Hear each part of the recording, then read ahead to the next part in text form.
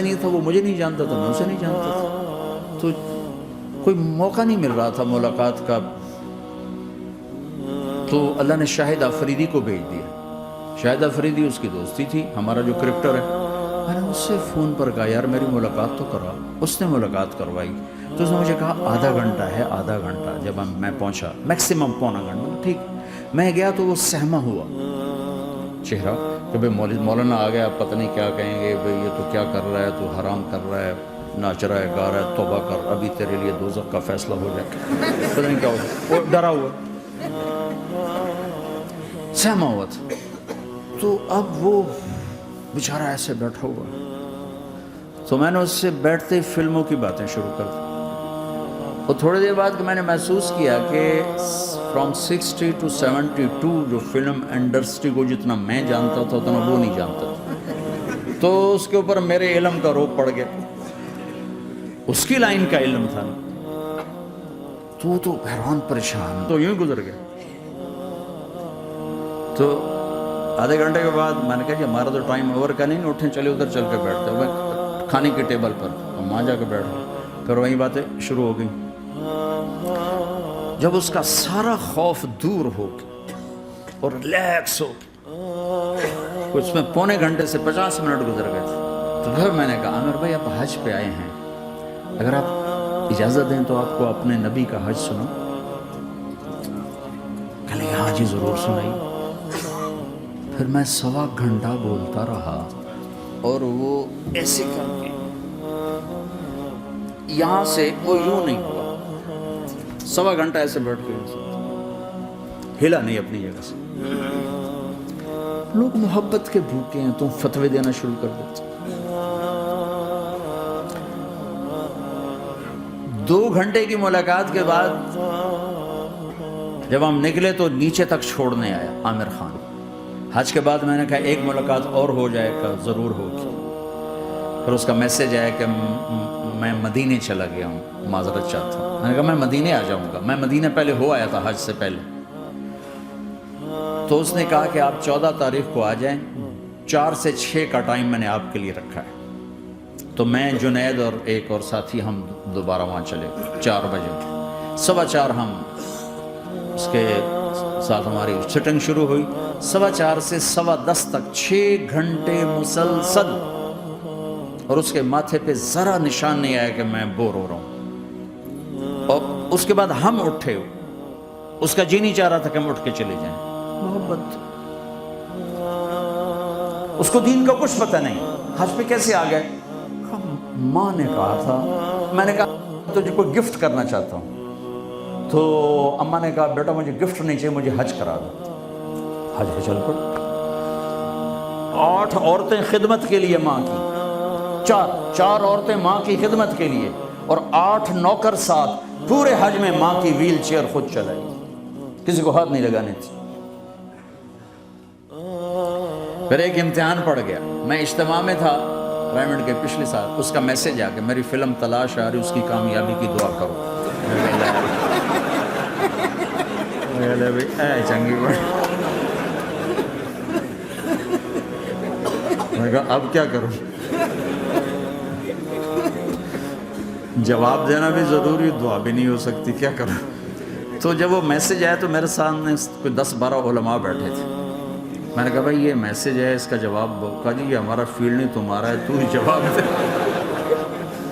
میں سارا دن سوچتا رہا، مجھے کوئی جواب سمجھ میں نہیں آیا کہ جان بھی بچ جائے، جواب بھی چلا جائے. پھر اگلا دن بھی گزر گیا، مجھے کچھ سمجھ میں نہیں آیا.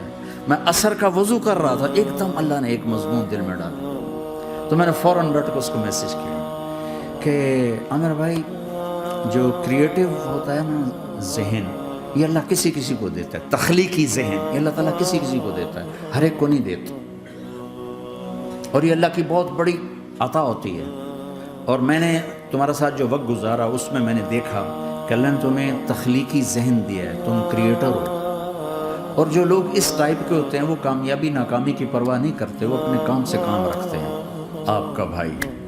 تو فوراً اس کا میسیج آیا آپ ٹھیک کہہ رہے ہیں، آپ ٹھیک کہہ رہے ہیں. بات ہو گئی پہ میں تھا ہانگ کانگ. میں نے وہاں سے اس کو میسیج کیا. دیکھو کسی مصروف آدمی کو براہ راست فون نہ کیا کرو، میسیج کیا کرو. کہ میں آپ کو فون کر سکتا ہوں، کیونکہ میں اس کا بہت ستایا ہوا، بہت ستایا۔ تو میں نے اسے میسج کیا کہ میں طارق جمیل ہانگ کانگ میں آپ کو فون کر سکتا ہوں، میں آپ کو فون کر سکتا ہوں۔ میں ہمیشہ اسے، اب بھی میرا فون پہ رابطہ ہے، میں پہلے اسے میسج دیتا ہوں میں آپ کو فون کر سکتا ہوں، اگر اس کا جواب نہ ہے پھر میں نہیں کرتا ہوں۔ کبھی وہ خود کر لیتا ہے، کبھی وہ میسج دے دیتا ہے کہ کال کر لیں۔ تو تھوڑی دیر بعد اس کا فون آ گیا، کیونکہ میں اس وقت دلی میں ہوں، کانفرنس میں تھا، میں نے آپ کا میسج دیکھا تھا، میں اٹھ کے باہر آ گیا ہوں، ابھی آپ سے بات کر کے پھر میں جاؤں گا۔ تو اسے باتیں کرتے کرتے کہنے لگا آپ کی دعا سے میری فلم کامیاب ہو گئی۔ میں کہا یا اللہ میں کوئی نہیں پیتی تینوں۔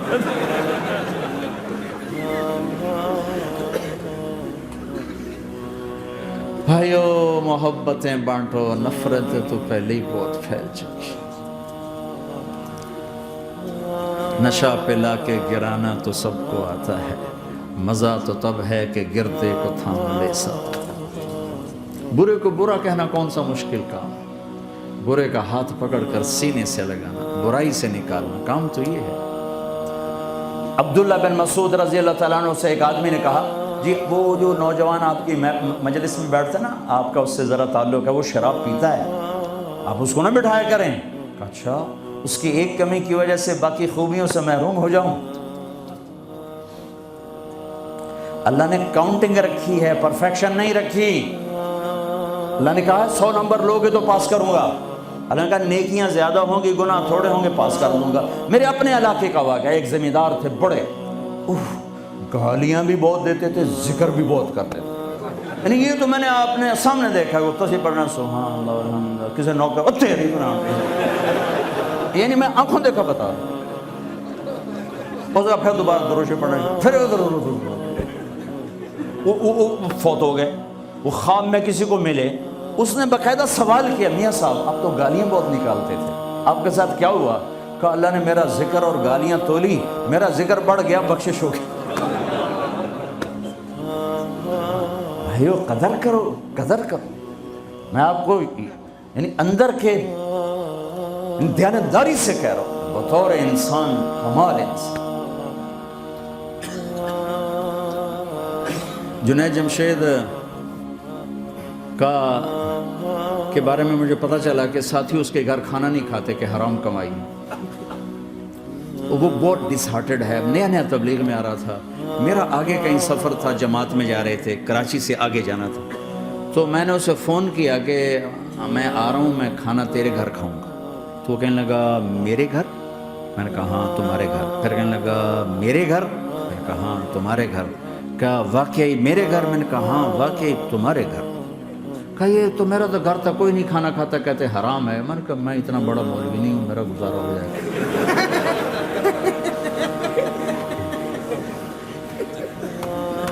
کچھ عرصے بعد وہ 4 مہینے کے لیے جماعت میں چل رہا تھا، لوگوں کو محبت۔ میں رائمنڈ میں بیٹھا تھا، ایک شخص آ گیا، کہا جی وہ مبارک سینما لاہور میں تھا، اس کا مالک آ رہا تھا چند دنوں سے رائمنڈ، آج وہ کچھ گھر سے لے کر آیا، تو ایک دی وہاں کسی رائمنڈ میں کسی کو پیش کی، تو اس نے انکار کر دیا، میں نہیں کھاتا، آپ کی کمائی حرام ہے۔ تو بہت زیادہ شرمندہ ہو رہا، میں نے کہا اسے لے آؤ جلدی سے میرے پاس۔ وہ اس کو لے کر آئے، تو میں نے کہا جی کیا نام ہے؟ کہا جی ہارون۔ کیا کرتے ہو؟ تو اس نے سر یوں کر لیا، کوئی چھوٹا سا بزنس ہے۔ میں نے کہا کیا بزنس ہے؟ بہت چھوٹا موٹا بزنس۔ میں نے کہا بھائی بتاؤ تو صحیح۔ کہ سینما ہے، سینما ہے۔ میں نے کہا کون سا سینما؟ مبارک سینما۔ مبارک؟ میں نے کہا مبارک؟ ہاں وہ جس میں شمع پروانہ میں نے دیکھی تھی، وہ مبارک صاحب اس کے جو اونر تھے، پہلے ان کی فوٹو آتی تھی، مر گئے تھے وہ، ان کا سیڈ میوزک چلتا تھا، بعد میں فلم چلتی تھی۔ وہ کسی میں 100 خوبیاں ہوں، ایک کمی ہو، ساری پہ کانٹا پھیر دیتے۔ میں اپنے ڈیرے میں تھا، ایک انجینئر پڑھا لکھا بڑا آ گیا، تم تبلیغ والے منافق ہو، تم تبلیغ والے جو ہے اوپر سے کچھ ہو، اندر سے کچھ ہو، یہ کرتے یہ کرتے یہ کرتے، شروع۔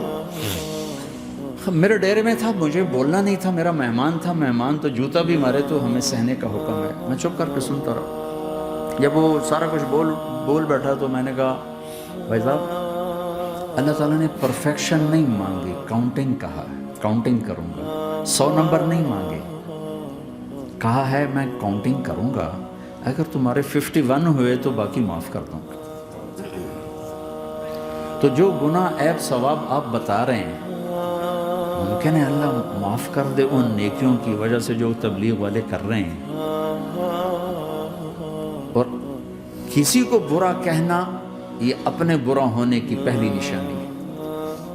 میرے نبی نے فرمایا کسی کے برا ہونے کے لیے یہی کافی ہے کہ دوسرے کو برا کہنا. یہ میں اسے نہیں کہا، یہ ویسے آپ کو بتا رہا ہوں، اس کو یہ میں نے نہیں کہا، آپ سے عرض کر رہا ہوں کہ میرے نبی نے فرمایا کہ کسی کے برا ہونے کے لیے اتنا ہی کافی ہے کہ دوسروں کو برا سمجھو.